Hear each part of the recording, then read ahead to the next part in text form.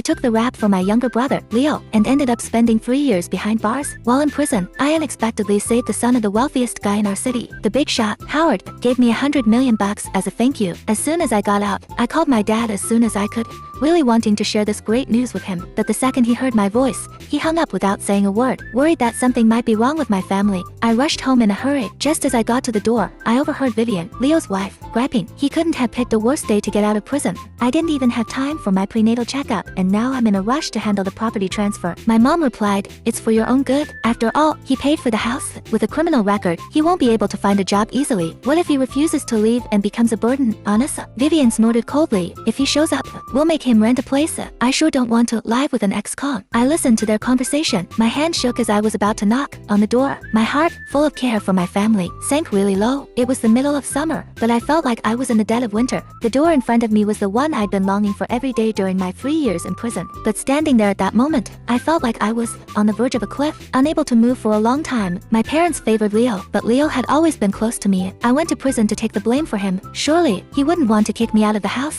With these thoughts in my mind, I still knocked on the door. My mom opened the door and pretended to be surprised. "Ethan, you're back so soon? Your dad just said he was going to pick you up." After saying that, she looked me up and down, forcing a pained look. "You've been through a lot and lost so much weight over these years." How I wished I hadn't heard her conversation at the door and that her concern was real. I replied with a hint of bitterness, "It's okay. Taxis are handy these days." I walked into the house as I spoke. Vivian came over right away and sprayed me with alcohol as if she wanted to empty the whole bottle on me. "Don't think too much about it. I'm just using alcohol to get rid of any bad luck for you," she said, trying to make me not think too much about it. But her face was full of undisguised contempt. She looked down on me for being an ex-con, but she seemed to have forgotten that I went to prison for her and Leo. Without saying a word, I walked straight to my room. "Don't bother looking. There's no room for you in this house," I heard my dad say as I took a few steps. He was sitting on the sofa, smoking, and the ashtray was full of fresh cigarette butts. My arrival seemed to make him really upset. I stopped and looked at him. "Dad, I've only been in prison for 3 years. I'm not dead. Don't I even deserve a room in this house?"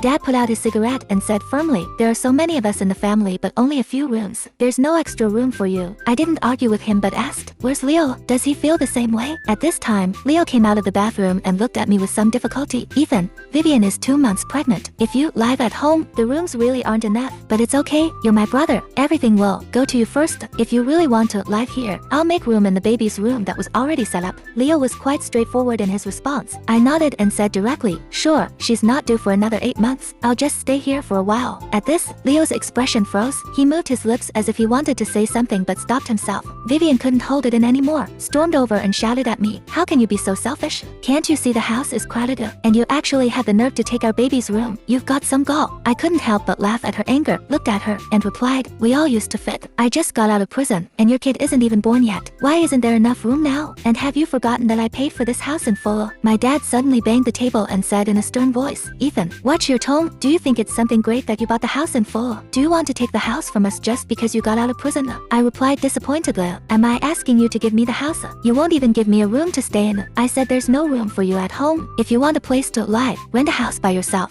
We don't owe you anything." My dad glared at me, making it clear that I wasn't welcome anymore. "That's a nice thing to say. Not owing me anything. You all begged me with tears in your eyes for me.